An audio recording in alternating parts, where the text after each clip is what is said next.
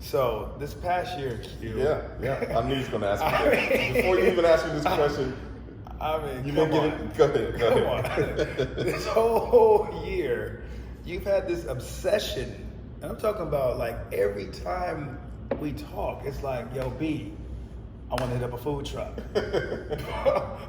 What is this obsession about food trucks, man? Like, what's going on with you? Man, it's a lot of reasons. In Nashville, like it's been growing, it's blowing up. You go downtown Nashville, off of the Demumbrian, you got a line of food trucks every day. Like you can just get all kinds of food. Understand like why people are obsessed with food trucks. Right. Like today we went to Red Pepe's food truck, which is one of my favorite food trucks off of East Olympic. It's really authentic.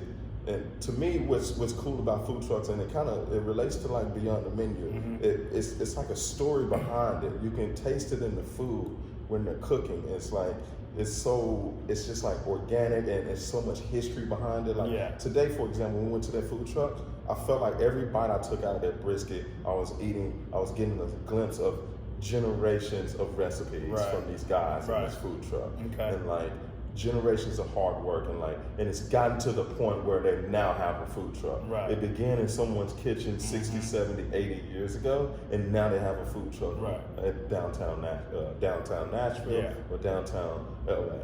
So it's a story behind it. It shows how one thing leads to another, and it really ties. And that's why I kind of got inspired by what you're doing with Beyond the Menu, because it's telling those stories about how one thing leads to another, inspiring others. And like food trucks to me is a pure example of getting to that place. If that answers your question. So I think you should open a food truck, honestly. Like if you could do your dream food truck right now, a Beyond the Menu food truck, what would the food be? I mean, you know me, I'm into smoked meats. I got 3 different grills at home. I got from a pellet smoker to a pit barrel, and then obviously the gas grill. And I'm really into buying different types of wood, because the different flavors of the wood flavors the meat, and just the time and effort that you put into the cooking and slow smoking. I might smoke a brisket at 8 in the morning and then not done until 4 p.m. But it's juicy. Cut it right off the bone. You know what I mean? Like it's good. But yeah, I would do some different smoke meats. The 2 words that stuck out to me into that, and a lot of people really need to. I hope they, when they're looking at this, they tone in on those key words. Is time and effort. Right? Time and effort. And it's funny that you mentioned like smoked meats. Like one of my biggest inspiration, I said, and he says this all the time, every day is a good day, and he's a James Beard nominated chef. Reminds me of you a lot, and like his story and his hard work, and like how one thing leads to another. This guy named Rodney Scott. So if you're into smoked meats like my buddy Brandon here, my boy, like check out Rodney Scott. He's got a great restaurant in Charleston, South Carolina, and he's all about the smoked meat. So like, I love it, man. Maybe y'all two can get together and do a food truck. So yeah, man. So from a food piece, food trucks is my thing, man. So we need to hit some more. So. Let's go. Man, in the great words of Rodney Scott, every day is a good day. I just wanted to catch up with you, talk about some real cool things that we always talk about. We want to talk about 3 things today. Culture, lifestyle, and hospitality. And the first thing, people, that I want to discuss with my boy is this movie House Party, because we keep going back and forth on it. We keep talking about it to everybody that we run into about how that's the greatest movie ever made. So I'm gonna say that again. The greatest movie ever made is House Party. Came out in the spring of 1990. The peak of our existence, I was 12 years old, and I probably have watched that movie at least once a year for the past 25 plus years. It was spring 1990? Spring 1990. A lot of people don't know this too. Kid and Play, who took the lead roles as the guys in the film, that movie was actually written for Jazzy Jeff and the Fresh Prince. I heard that. But why does that movie stick with you so much? It sticks with me because it was one of those first movies being young and actually not a teenager yet. But you feel like you was breaking the rules by watching some of the scenes. I'm watching a movie that it has profanity, has all the jokes, And then also too, the best part, all the dancing. Yep. So back then, you know, I mean, which was the essence of hip hop during that time. Like, well, yeah, 1,000%. the entertainment side of it, Yeah. like the stage presence and the Yeah. dancing and all of those Yeah. things. Like it was beyond Yeah. the vibe. It was about the whole. I really did more to the dancing. I was a huge dancer. Yeah. Back in the day. You know, You still dance. I do. You Yeah. still dance. I still, yeah. Not like I used to, but you know. And you're a mixture between, when it comes to dancing, people. You know, Brandon is a mixture between Dame Dash and P. Diddy.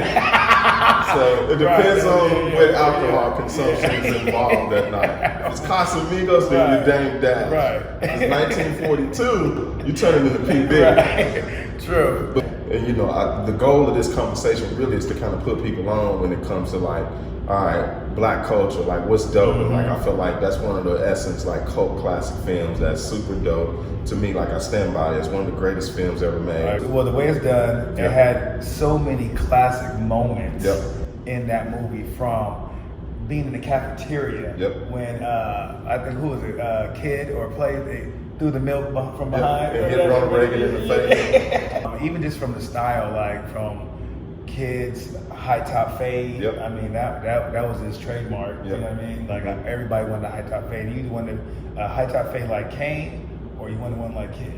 Kid was a little high, but people was more sort of Kane. The dancing, the clothing, the sound, the rayon shirts. The rayon shirts. I still rock rayon shirts. But then, like, there's a lot of people, their career kind of took off in that movie too, from a comedic perspective. You got Martin Lawrence in the film, you got John Witherspoon, you got Robin Harris, rest in peace to John Witherspoon and Robin Harris. You got the young guy who played Ezel in Friday, he's in that movie. That's right, he is, So there's a lot, like Full Force, and like Full Force is George Clinton. George Clinton is in that film. Like, the movie is fantastic. So, you know, from a culture's piece, man, we wanted to do something random and just kind of give a recommendation and shout out. Man, what's your favorite scene in that movie? Man, honestly, man, I would say the funniest scene to me in that movie is when it's two scenes. One is when Robin Harris gets pulled over by the cops. Okay. I thought I felt like that was all improv, and it showed his comedic genius.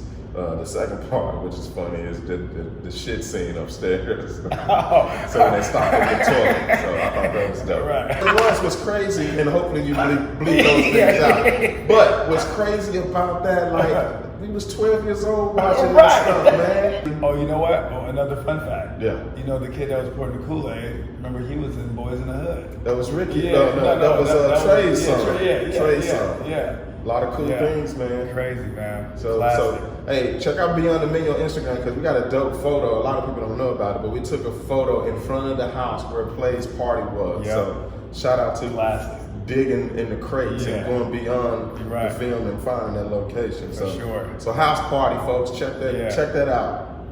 Yes, sir. So Q, from a lifestyle standpoint, what do you see like some of the different trends that's been going on, especially during this pandemic time? Man, there's been a few things. A lot of things that's caught my eye really is just like minimalism.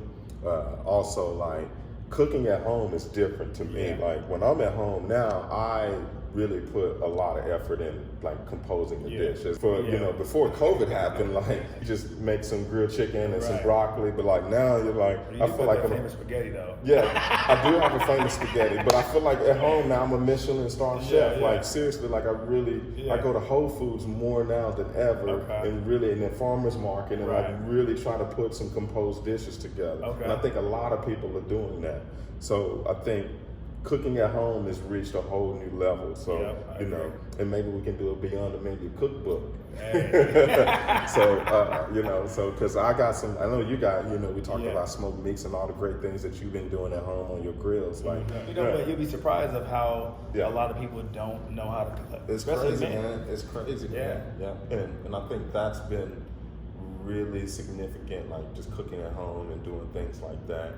And also, like, you know, I lost my train of thought on that, but I was going to say cooking from home is great, but also self-educating yourself.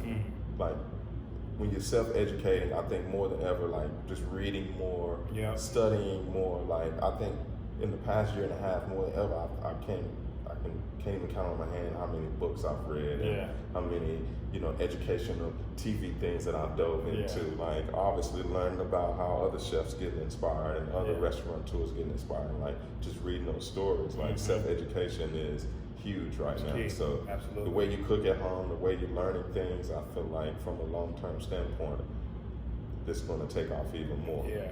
I was going to ask you that, like, another thing that I noticed too, and really more so than ever, is how people are dressing these days. Like that, I feel like before COVID, we was wearing a suit every day. Yes.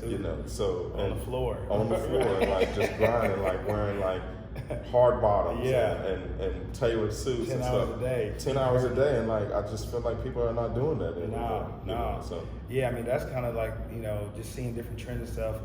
I had an idea for the Beyond the Menu clothing, just something more relaxed, comfortable, especially being at home too. Spend 90% of my time on the laptop, just either for work or just seeing what's going on, latest trends, whatever. Just relaxed hoodies. It was very important for me to get the type of material in the cloth that was soft, so you don't feel extra stiff, sitting down. And companies don't care about the suit things anymore. No, I see guys wearing suits to work too, with just a comfortable pair of shoes. So that's what it's about now. It's changed. And the pandemic really changed a lot of things, especially people working from home. Obviously, our industry got hit the hardest because we had to close down the restaurant and then reopen back up. And then also too, you have to learn how to just run a business during this time frame. You have to pivot. You run audibles all the time. When the dining room was closed, we had to move everything upstairs to the rooftop. So that was a whole nother beast in itself. Timing of the food, making sure the food's going to stay hot, not get cold, and especially being outside. So all about adjustments, man. And not getting stuck in the past, and like just making sure you're staying up on the trends and keeping ahead to try to move forward and keep on pushing, right? So keep going, keep growing, keep pushing beyond. Man. So I think that when we really dive into more of this, like the lifestyle part of it, the hospitality of it, like really showing how we do the consulting process and helping people and inspiring people to start their own thing. And then obviously the food, man. Some of the places in the food and the chefs and the people that we're inspired by. Let's do this. Let's do it. I'm ready.